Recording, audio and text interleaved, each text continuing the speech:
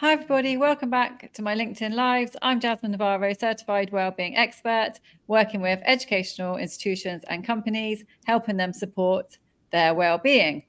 And as you know, every week I interview different experts who make a difference. And today I'm very, very, very excited to be interviewing Ivana. Hi Ivana, thank you so much for coming. Thank you for this beautiful energy that is kind of radiates through the screen. Thank you for the warm welcome. Happy to be here, and definitely kind of a topic that is close to my heart. So thank you for inviting me. No, amazing, amazing. Can you tell us about yourself and what you do? I'm Croatian, currently expat. First expat experience here in the MENA region. More closely, I have been living 7 years in Qatar.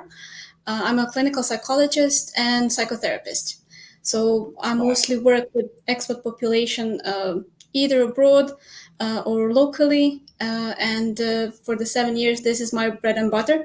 And in a sense, I'm really passionate because I also have, as they say, lived experience of the said kind of status in terms of immigration. So a lot of quirks, a lot of difficulties that I can kind of connect personally, but also then it kind of sparked my professional curiosity to be more investigative of how this resonates with people, what are the processes that you go through as an expert, and how to support people while they're going through the either relocation or repatriation, or while they're finding their way and navigating the cultural surrounding that they currently are in. Amazing, amazing. I remember when we've had conversations in the past, your knowledge has just blown me away. Like, you're so knowledgeable in your subject. So I'm really, really looking forward to this conversation with you now. Nice to hear. No, nerdy part of my identity now kind of is very pleased. but yeah, and I guess your topic totally relates to what you do, because you chose for today expat mental health and well-being. So can you tell us, a little bit about that and what it means for you? I would say probably it was a bit easier for me than maybe people in some other places in the world, just because 90% of people in Qatar are expats or workers, either immigrants or TCKs or ATCKs. So that was my population.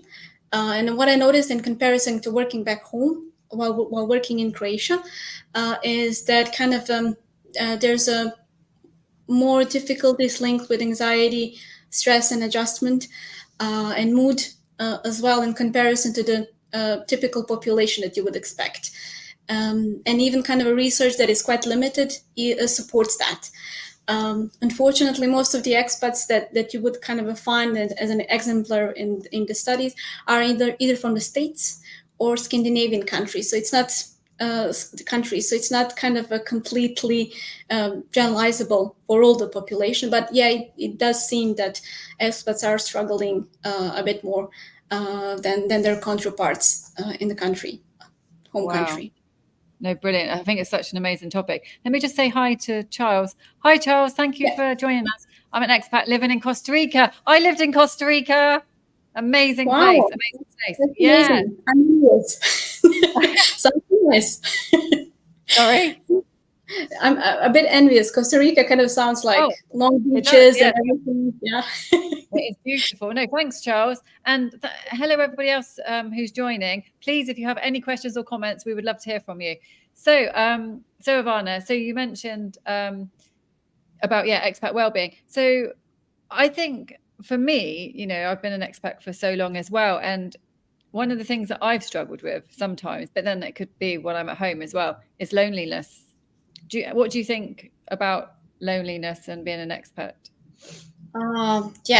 That's a big one, and definitely I would imagine hits home for a lot of us, because the idea is you would kind of leave something back home, and then if you're still kind of pending and building up your expat life, you're still kind of navigating your way socially, and you didn't properly integrate socially yet. So in kind of a vacuum, cross-cultural vacuum until you really settle. and kind of either, research also shows, and kind of our daily life as well, that optimum level of well-being comes 2 years into the expat experience. Oh, is And that people, what it is? Wow. yeah, Yeah. yes, it takes a while. So of course, Yeah. in the meantime, that would mean that puts a lot of strain on the person. Obviously, depending on the cultural differences that you would kind of experiencing in the country of arrival, in terms of either cultural differences or warmth, acceptability, and then kind of the social institutions, how open are they and welcoming for the people that are immigrating or emigrating. So there's a lot of moving parts that would kind of influence the level of loneliness in the meantime. Yeah. I also heard that a lot of people, when repatriating, they would feel lonely and isolated because you changed, home country changed. And in a way, it's kind of easier for them, it seems to me, to connect with people with similar cross-cultural experience than to people back home. And it kind of feeds into this sense of feeling a bit isolated and kind of like you didn't find your own place yet. So yeah, it's layered. Yeah. It's so layered. It's so layered. I mean, there's so much to talk about that. But before we delve in, can you tell us what challenges you've noticed with, this topic, expat mental health and well-being? Like, what problems do people come to you with? What challenges are they facing? Yeah, well, definitely relocation, and either repatriation or being kind of moved. If you're a child or adolescent, that would mean that it's not by your conscious decision. It's either due to the job offer or a specific project. So in that sense, it also can kind of complicate the adaptation. What's the story behind the relocation? And it differs for different parts of the family, obviously. Yeah. What definitely helps in terms of like protective factors that are kind of beneficial is if you're kind of already well established in the field. So if you're a specialist in the field, that kind of facilitates this work integration, if it makes sense. Good social support network. Previous expat experience, definitely, because you already know what you've been dealing with and you're kind of halfway prepared for all the phases. So you're not kind of struck but by what is coming. And definitely stress and adjustment, they take their toll. If you're already exposed to that, and if you develop specific strategies and coping skills, you hit the ground running. So these are the few bits that help. Psychological flexibility, being kind of a culturally aware and curious, that kind of That's kind of yeah. Sorry to interrupt. That's what I was going to say. Yeah. How can, so it sounds like you're saying that you can prepare. There's preparation. Yeah, definitely. There's some kind of some aspects that can be promoted or worked on, or to be mindful about, that can kind of support this not to being such a stressful experience. What is difficulty is definitely if you're already struggling with something, either chronic illness or mental health problem. In my understanding, sometimes obtaining either medication or continued care is very difficult when you move along, especially if you move multiple countries. So that is kind of a bit of a difficulty there. Obviously, if social economical status is not ideal, if you weren't trained in cross-cultural kind of a living, and if onboarding procedures and programs weren't so supported, that also kind of impedes the integration of the family. And if you're not traveling alone, if you're traveling as a family, family satisfaction and integration is closely knitted with how the person feels. The somebody who either a breadwinner, or if it's a household with two persons employed, that also kind of reflects a lot in terms of then quality of life, and then kind of reflects back to the working conditions, efficacy, and everything related to that. No, it's interesting because, do you think, I know this is a very random open question, but do you think it's easier for somebody to, do this by themselves or with a family? I know there's pros and cons for everything, but Yeah. Yeah, what would you say? Well, if the relationship is deep, authentic, if there's a good positive regard and rapport, it's your social system, support system. Yeah. If things are cracked, if there's already strains,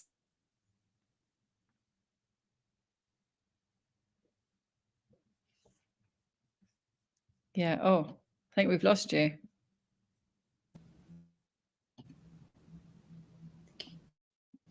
so Oh, I would say, yeah, it depends on the quality of a relationship. depends on the quality of the relationship. I think you're getting stuck. Am I stuck as well? Or is it okay? Are we? I think we're getting stuck. Yeah, it depends Yes, on, for yeah. a second there.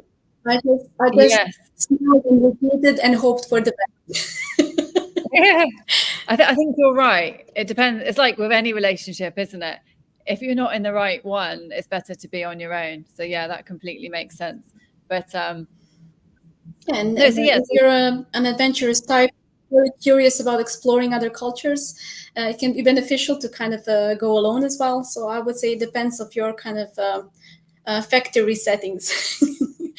And same is with the traveling alone. A lot of people would kind of travel and enjoy it more because they feel more immersed in this cross-cultural experience.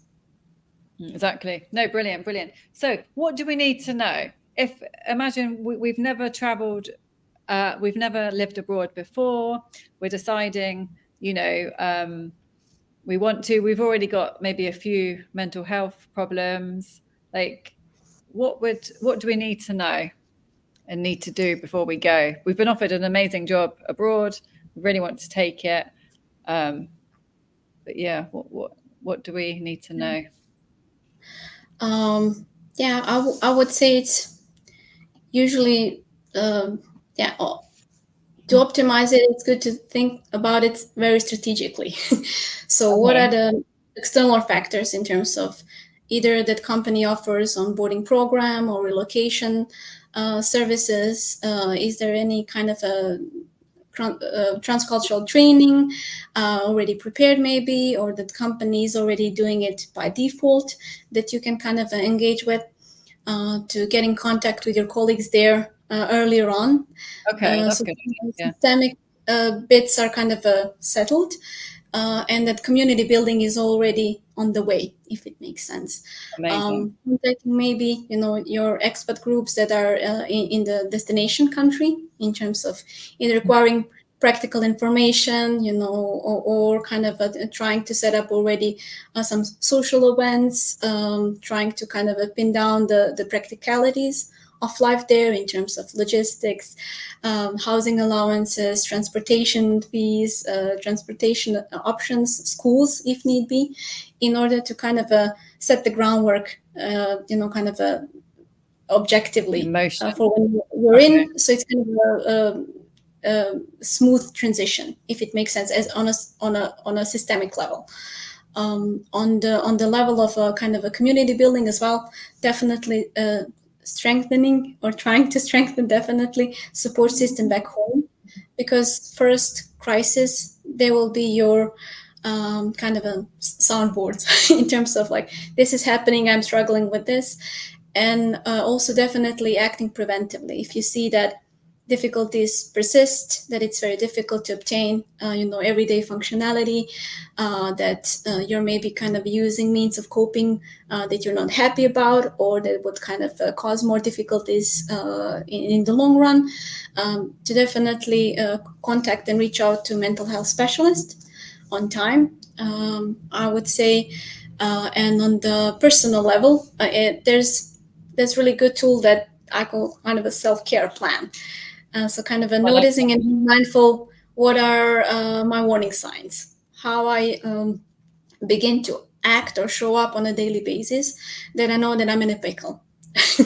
It can brilliant. be either struggling or difficulty, getting energies up in the morning, or getting cynical, disengaged, self-isolating, and things like that. So what are the warning signs that I can kind of be mindful about, to know that things are getting kind of quite difficult for me? Yeah. Then, That's list brilliant. Yeah. listing what are the existing coping mechanisms that I already can use and re-employ. Because once when you kind of start feeling funny or not completely in your place, coping mechanisms sometimes feel kind of less accessible. So they're not on the top of your mind. It's not something that you would do naturally. Yes, if you're in a good headspace. If not, it's very difficult to get back into the same mindset. And definitely kind of figuring out the big stuff in terms of diet, physical activity, sleeping patterns and things like that, because they are kind of a core of everyday functioning. And definitely then having a separate sheet or a space, either on paper or some kind of an app or mentally, what are the new stuff in this country, destination country, that can kind of be support system and support your integration and your mental health. So what are things that are accessible in terms of personal, on a community level, and then on the systemic level, so you have everything covered, if it makes sense. So that's kind of thinking strategically about mental health and integration. I think it's really important what you said, and I think again, it comes back to doing the work. Like, you're not just going to magically feel okay without doing anything. You have to put the work in. Like, you need to look after yourself. You need to eat well, exercise if that's what you need, because not everybody exercises. But I mean, I have to, otherwise I just don't feel good at all.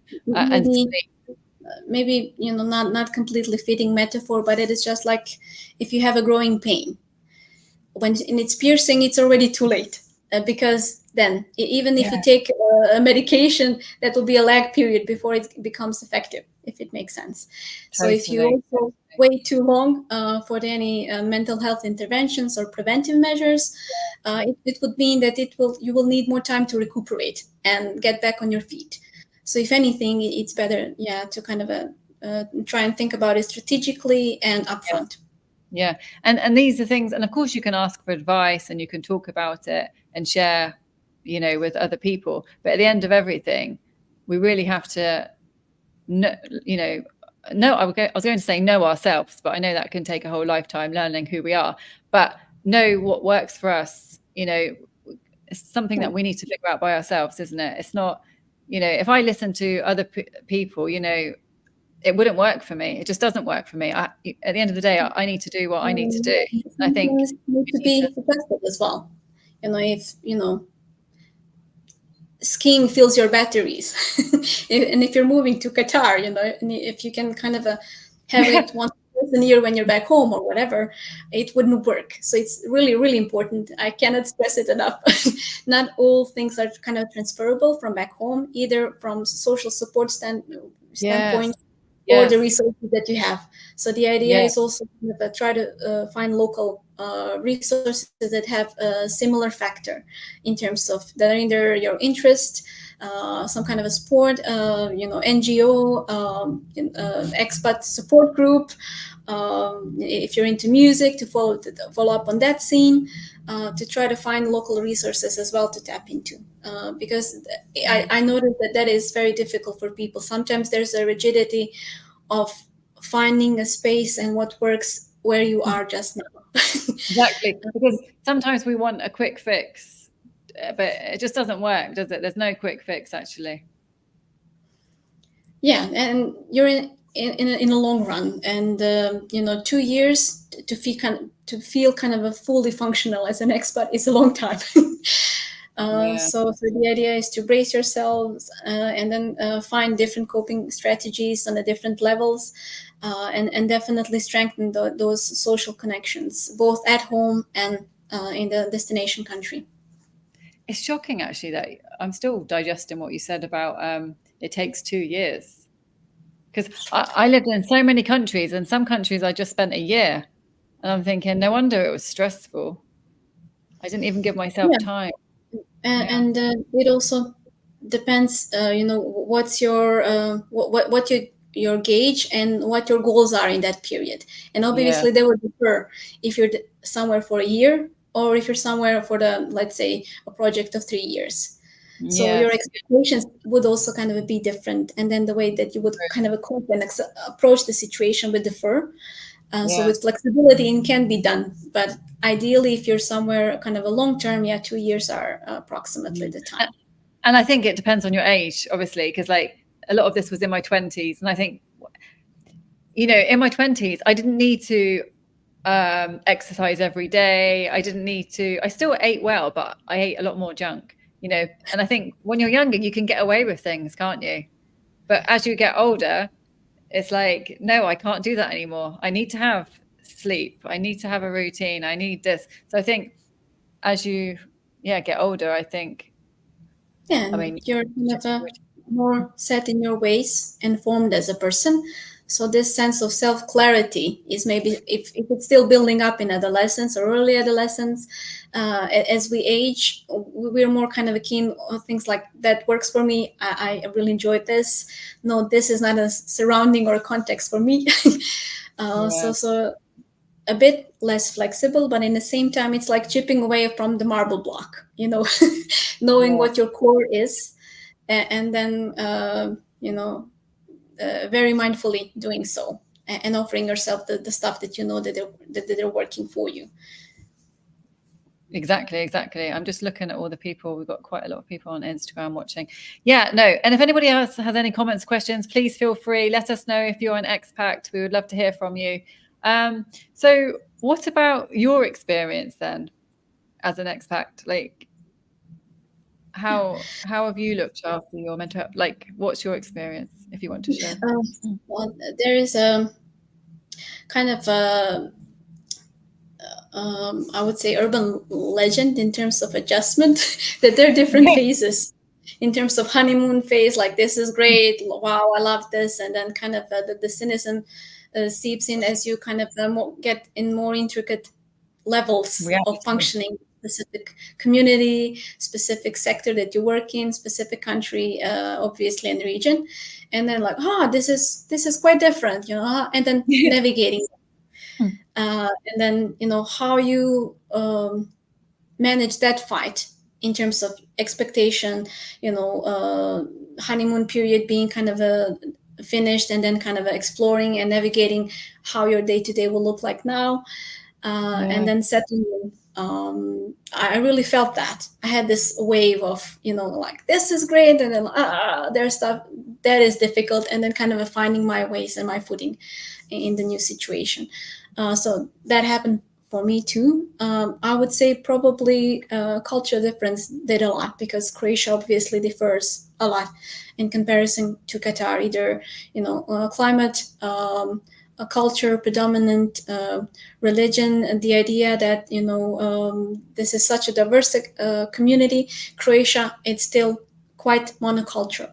So it was also a lot of work from my side as a therapist as well, and personally, to be culturally flexible, not to be kind of set in my ways and ethnocentristic, if it makes sense.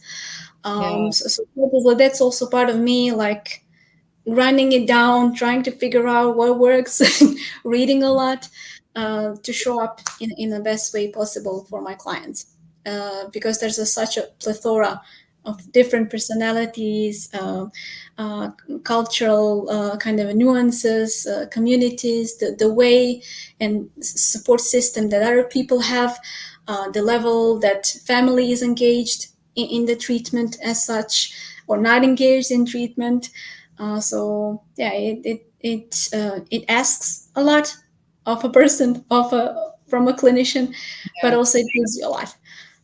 So I would say that it's an amazing learning experience for me. I think it's a massive learning experience, isn't it? And especially working in your field as well, because then you've got the whole psychological perspective of it as well, working with all of your clients and everything. But I think, that's very, very interesting. So what else would you like to mention? What else do you think is important to mention about this topic? It seems to me that situation is also getting more and more complex because globalization is on the rise, and cross-cultural living as well. So that would mean that there's a lot of shared cultural identities. So it is important to be patient with yourself, especially if you're TCK or ATCK, to if you would and connect and feel more comfortable with people that are similar to you, but not your home country, not the destination country. That's okay. That's your tribe. Yeah. And if you're trying to find a therapist, to be mindful about cultural sensitivity. If they're really kind of using culturally sensitive lenses, and if they're flexible in how they approach you, are they curious about your experience, and do they integrate your experience and culture in how you approach your work together? Yeah. So especially if there's a lot of differences, or if you're now just navigating the transcultural transition. And so the negative experience can mark you. So if you don't get discouraged, there are more and more sensitive therapists around. That's what I was going to ask you. When do you think it's time for an expat to go home?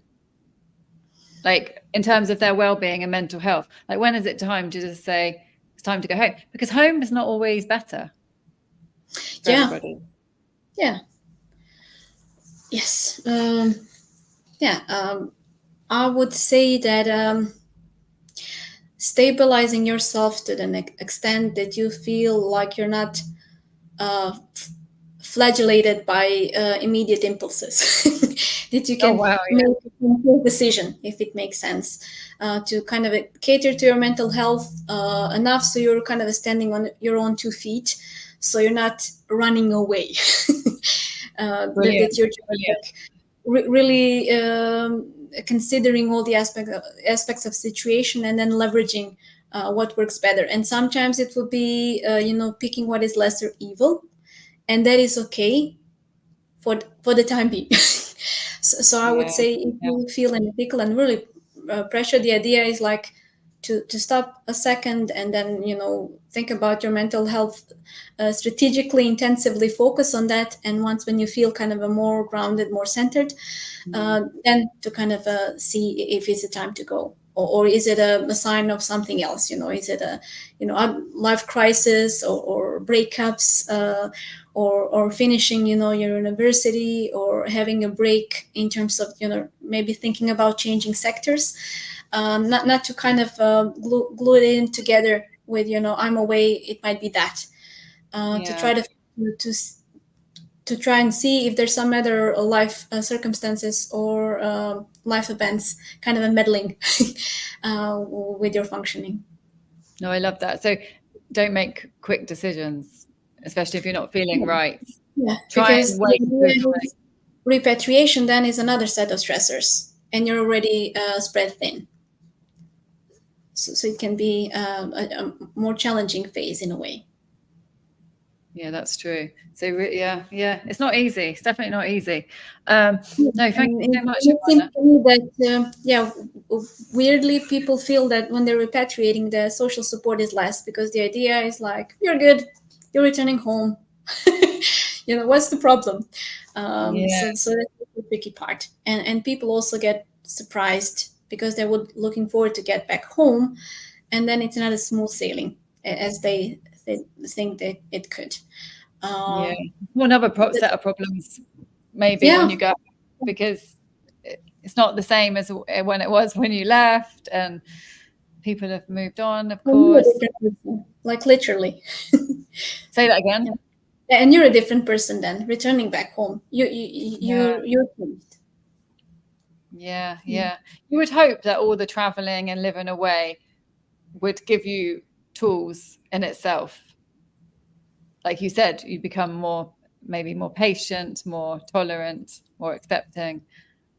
But I think you really still have to work consciously on yourself to be able to manage that. Anyway, it doesn't just come naturally, does it? Thank you for your time with me today. No. I don't know if we're just about to finish. Yes. No, thank you so much, Ivana. It's been an absolute pleasure talking to you, and I've learned a lot today. And one question before we go. Charles says, what are your thoughts on living in an expat community versus living among locals but having expat friends? Oh dear. Okay. Yeah. Well, in terms of thoughts of which is better or more aligned or relevant for integration, or yeah. I know it's quite. I think. So, what are your thoughts on living? I mean, I think it depends on so many things. Definitely, it is important not to get segregated, if it makes sense. I think it's important to be kind of immersed in the local culture as well, not to create your own bubble and then kind of a sounding board that would just kind of return what you came with. If possible, and it doesn't have to be, living with locals, if it makes sense, but at least finding a ways to tap into local culture. So you don't feel like you uprooted your cultural surrounding and then just kind of put it somewhere else, but it's the same stuff. Because it's very difficult to maintain that sense of cross-cultural living gains. So obviously, having diverse community around helps a lot, but it doesn't mean that you need to be in constant contact or living with or around local. Exactly. And no, I think that's a brilliant answer. And I also think it's about, finding your people and who you connect with, local or not local. I think, you can connect with who you connect with, really, who you can be yourself with, who makes you feel safe, who you have fun with. I think. And if there's flexibility and curiosity, it doesn't have to be one-on-one fit. But that would be kind of stepping out of your comfort zone a little and then finding, it's not us versus them. So it's more kind of a global village, and I kind of connect with people with similar experiences that I have. Trying. Try. Because what works for one might not work for anyone else. Right, we can talk about this for ages. Yes.